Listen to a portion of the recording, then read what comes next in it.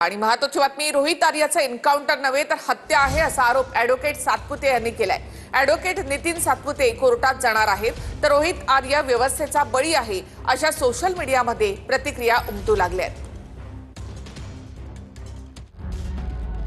17 मुलांना ओलीस ठेवणाऱ्या रोहित आर्याच्या एन्काउंटर नंतर सोशल मीडियात प्रतिक्रियांचा पूर आलाय। या एन्काउंटरवरून विरोधकांनीही प्रश्न उपस्थित केले असून ॲडव्होकेट सातपुते यांनी कोर्टात जाणार असल्याचं म्हटलंय। ॲडव्होकेट सातपुते आर्या एन्काउंटर प्रकरणी कोर्टात जाणार। रोहित आर्याला गोळ्या घालून ठार मारण्याऐवजी दुसरा काही उपाय नव्हता का? रोहितची पार्श्वभूमी माहीत झाल्यावर पोलिसांनी त्याच्या कुटुंबाशी संपर्क का केला नाही? रोहित आर्याला केसरकरांशी का बोलू दिलं नाही? काल मुलांना किडनॅप झाली, 17 मुलं किडनॅप झाली। याला जबाबदार कोण आहे? याला जबाबदार आहे सरकार। हा जो रोहित आर्य जो आहे, जो ज्याचा आता हत्या झालेली आहे, एन्काउंटर हा हत्या आहे, हा खून आहे। याला एन्काउंटर नाही म्हणत। एन्काउंटर जेव्हा असं असतं की दोन्हीकडून चकमक म्हणजे फायरिंग होतं, फायरिंग दोन्ही बाजून झालं पाहिजे आणि समोरचा जो व्यक्ती आहे तो टेररिस्ट असला पाहिजे, गँगस्टर असला पाहिजे किंवा धोकादायक असला पाहिजे, त्यावरती गुन्हे असले पाहिजे। ह्या आता पोलिसांचं असं कुठेही स्टेटमेंट आलं नाही की त्यांनी छर्रे मारले असते तर कुठेतरी लागले असते, कपड्याला लागले असते, कुठे भिंतीला लागले असते। तसं काय झालेलं नाही, म्हणजे वन साइड झालेलं आहे।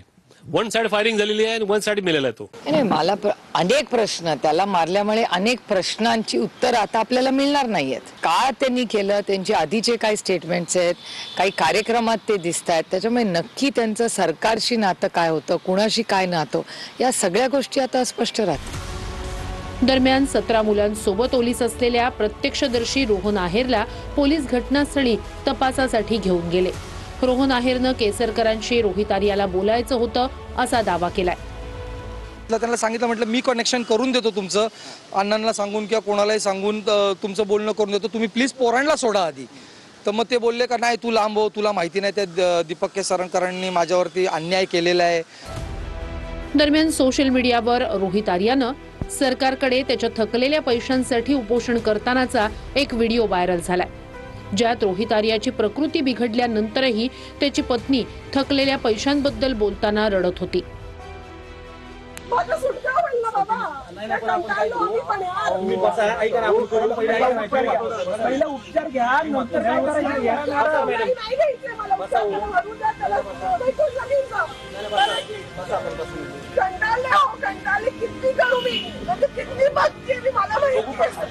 माणूस जगला पाहिजे, सरकार कसलं बी असू द्या, माणूस जगू द्या, शेवटी तुम्हाला सुख मिळालं पाहिजे, त्यांना सुख मिळालं पाहिजे।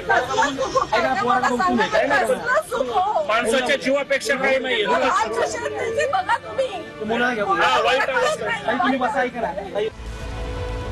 रोहित आर्याच्या एन्काउंटरवरून विरोधकांनी प्रश्न उपस्थित केले आहेत। आर्याला गुन्हेगारी मार्गावर जाण्यासाठी प्रवृत्त करणारं, मानसिक रोगी करणारं महायुतीचं सरकार असल्याचा आरोप सचिन सावंत यांनी केलाय। तर उदय सामंत यांनी रोहित आर्या दहशतवादी असल्याचं प्रत्युत्तर दिलंय। त्याने जे गुन्हेगारी पाऊल उचललं त्याचं कोणी समर्थन करू शकत नाही, परंतु गुन्हेगारी करत असताना त्या गुन्हेगारीला प्रवृत्त करणारे कोण आहेत त्याचंही त्या ठिकाणी शोध घेण्याची आवश्यकता। मला असं वाटतं की पोलिसांनी त्यांची भूमिका ज्या पद्धतीने आहे ती बजावलेली आहे आणि जर कोण कोर्टामध्ये गेलं तर त्याच्यामध्ये कोर्टामध्ये निर्णय होतील ना, त्याच्यावर जास्त मी बोलणं योग्य नाही। पण मला असं, तुम्हाला देखील असं सगळ्यांना वाटत असेल की 19 लोकांना जाळून टाकण्याची धमकी, तो कॉन्ट्रॅक्टर नाही, तो कदाचित मला असं वाटतं की दहशतवादीच होता, पण अशा पद्धतीची धमकी देऊ शकतो आणि त्यावेळी काही पोलिसांनी बघायची भूमिका घ्यायची। रोहित आर्या पुण्यात राहत होता।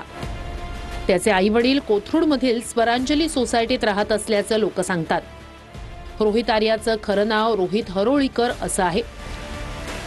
पुण्यातील ठाकरेंच्या सेनेचे नेते सूरज लोखंडे यांनी घर गहाण ठेवून आर्यानं सरकारचा प्रोजेक्ट केल्याची माहिती पुण्यातील ठाकरेंच्या सेनेचे नेते सूरज लोखंडे यांनी दिली आहे।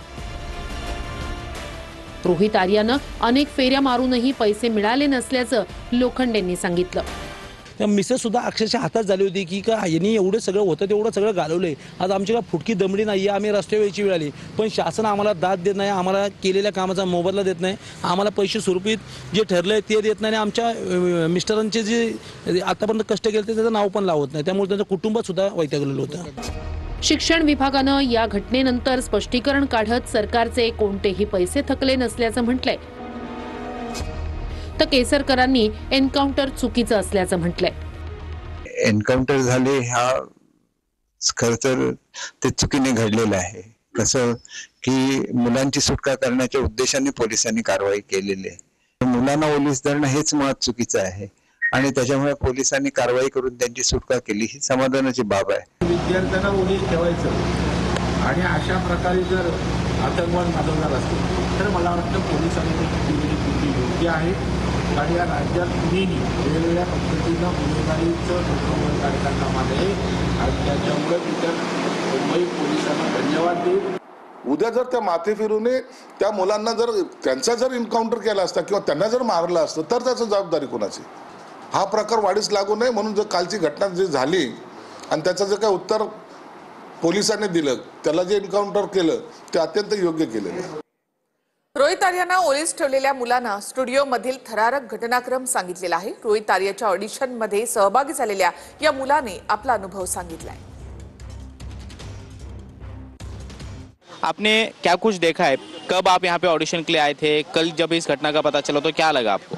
मैं 3 दिन पहले ऑडिशन के लिए आया था। उन्होंने बोला कि पहले अपना नाम बताओ, एज बताओ, फिर अपना ऑडिशन दो, जो दिल में कुछ भी है वो भी कर दो। पूरे सीन के दौरान कुछ किडनैपिंग का सीन का जिक्र रोहित आर्या ने किया था कि ऐसा ऐसा करना है आपको, आप किडनैप हुए हैं ऐसा समझिए, या फिर किडनैपिंग का सीन शूट करना है, ऐसा कुछ बताया था? हाँ, जब मेरा लास्ट डे था तभी वहाँ पे रोहित आर्या सर ने सारे पेरेंट्स को बुलाया और बोला कि आप ऐसा सीन शूट करो कि आपका बच्चा किडनैप होगा और ऐसे ठोको कि आपके बच्चे को वापस करो, ऐसा बोले। एक्टिविटी हुई थी क्या? ये सब कैमरे पे रिकॉर्ड किया जाता था? हाँ।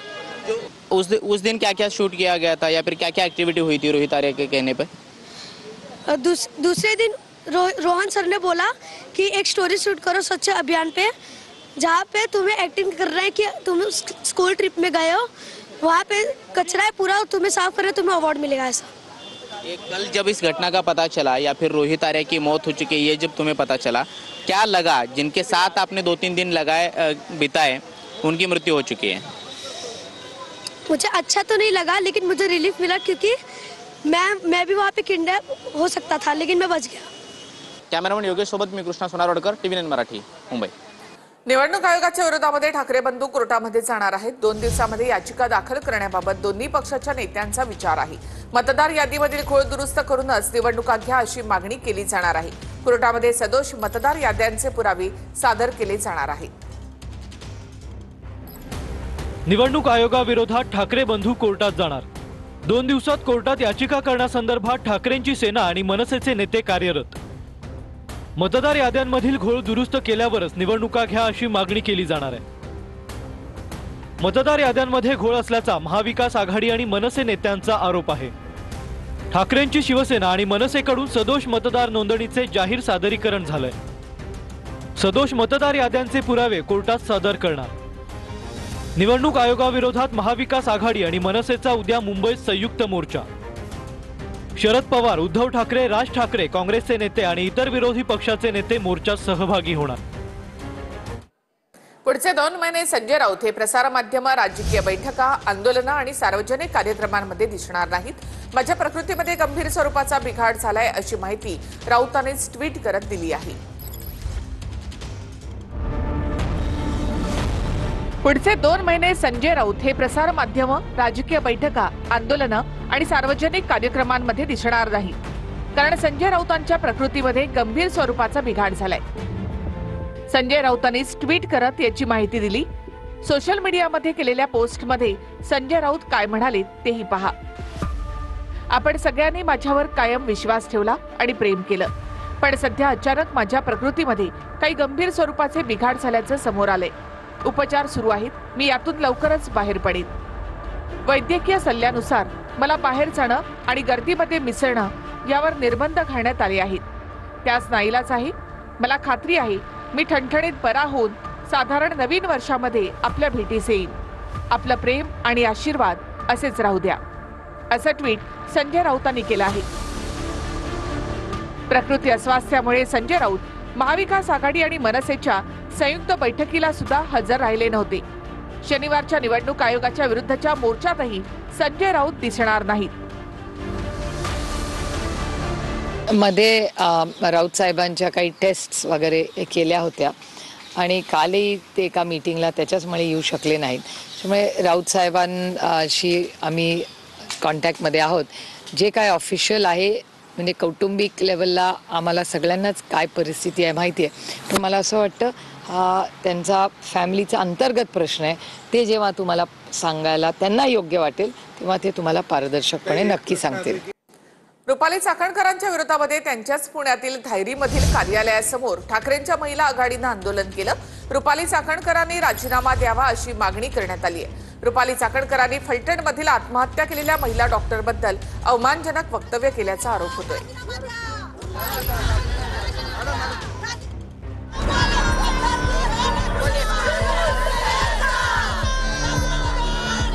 पुण्यामध्ये धायरी परिसरातल्या रुपाली चाकणकर यांच्या कार्यालयावर ठाकरेंच्या शिवसेनेच्या कार्यकर्त्यांनी मोर्चा काढला.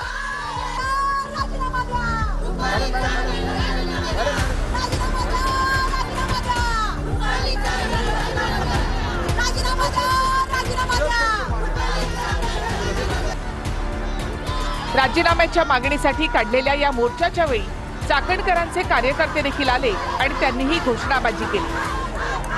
तुमच्यात जर हिंमत असेल अजितदादा तर रुपाली चाकणकर त्यांचा राजीनामा हा 8 दिवसात झालाच पाहिजे आणि जोपर्यंत रुपाली चाकणकरचा राजीनामा होत नाही तोपर्यंत आम्ही त्यांच्या मागे हात धुवून असेच लागणार. घेतलेलं नाहीये इथे केलं असेल पैसे घेऊनच केले आम्ही सांगतो बिंदास सांगतो पैसे घेऊन आंदोलन चालू आहे म्हणणं. हो बिंदास बरोबर त्यांचं तसंच असतं नाही.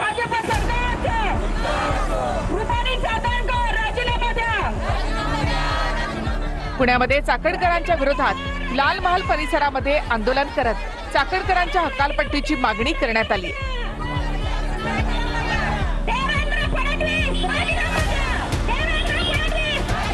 त्यांना ऍक्च्युली महिलांसाठी काम करणं गरजेचं आहे, पण त्या महिलांसाठी काम करत नाहीये. त्या जे गुन्हेगार आहेत त्यांना पाठीशी घालतात ते त्यांच्यासाठी ते काम करतात. त्यांना ही खुर्ची त्यांच्या लायकीची नाहीये. त्यांनी सरळ राजीनामा द्यावा असं महिला काँग्रेसच्या तर्फे आम्ही आंदोलन तर करणारच आहोत. 30 जून 2026 पर्यंत शेतकऱ्यांच्या कर्जमाफीचा निर्णय घेऊ असं आश्वासन कालच्या बैठकीनंतर मुख्यमंत्री फडणवीसांनी दिलं आहे. पण जर दगाफटका झाला तर मी फासावर जायला देखील तयार आहे असं बच्चू कडूंनी म्हटलं. कर्जाचा पैसा बँकेत जात नाही तोवर आंदोलन संपलेलं नाही असं देखील बच्चू कडू यांनी म्हटलंय. जर दगा फटका झाला तर बच्चू कडू फासावर जाने तैयार है. हम झुकने वाले नहीं, हम मर जाएंगे लेकिन झुकने वाले नहीं है. आंदोलन संपलं नाही, आंदोलन संपलं नाही. जेपर्यंत कर्जाचा हप्ता पैसा बँकेत जात नाही तोपर्यंत आंदोलन संपणार नाही. थोडी जरी इकडे तिकडे नजर केली तर खबरदार, हम यहाँ खड़े हैं, हम अभी जिंदा है.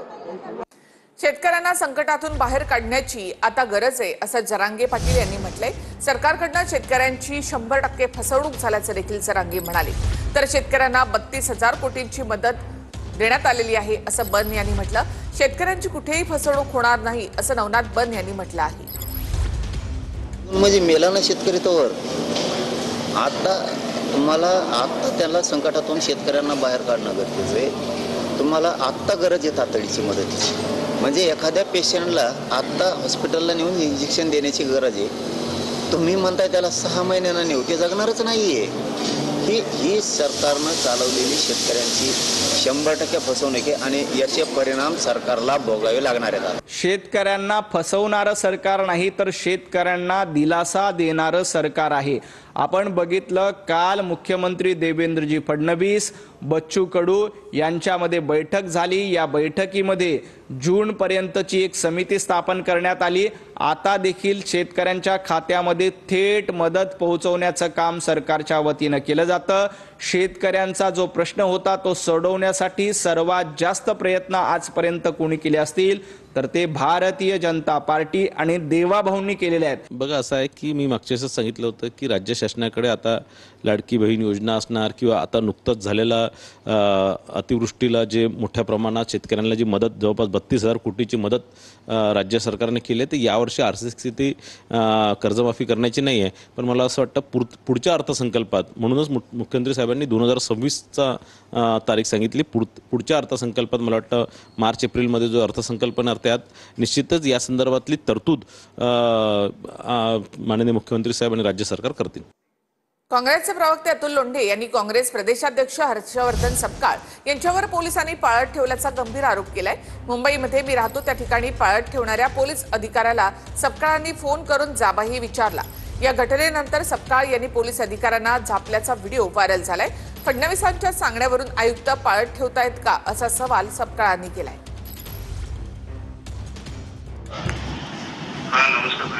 मी गावदेवी पोलीस स्टेशन अंतर्गत जो नाना चौकातला शांताश्रम आहे तिथे मी राहतोय.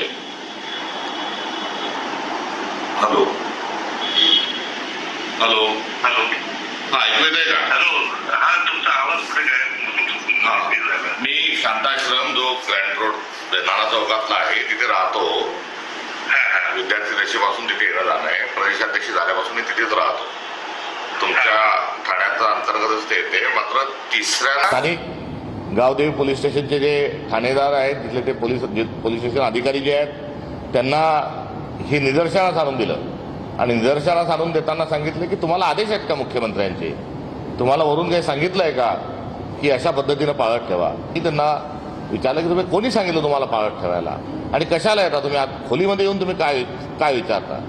आणि ते विचारत असताना वरिष्ठांनी सांगितलं. म्हटलं वरिष्ठांनी सांगितलं म्हणजे कोणी सांगितलं, कशाला काही लेखी आहे का? हा जो प्रकार आहे हा हेरगिरीचाच प्रकार आहे. काय कुठल्या पातळीवर प्रशासन गेलंय हे समजायला मार्ग नाही. हे ते उद्धव ठाकरे सरकार असताना केलं आणि काँग्रेस सरकार असताना केलं. आम्हाला तो वेळच नाही आहे. आम्हाला वेळ जनतेचे प्रश्न सोडण्याकरता आहे. कुणावर पाळत ठेवणे, कुणावर वॉच ठेवणे, कुणावर त्या ठिकाणी या ठिकाणी कुणाचा सर्व्हिलन्स करण्या धंदा आमचा नाही आहे. आमचा धंदा सरळ आहे. या राज्याचा विकास झाला पाहिजे. विकासाचे प्रश्न सोडवायलाच वेळ नाही आमच्याकडे. आम्ही रात्रंदिवस हे करतो आहे. 48 तास 24 तासाचा दिवस 48 तास झाला तरी आमच्याकडे वेळ नाही. आम्ही कशाला विरोधी पक्षाचे सर्व्हिलन्स करू.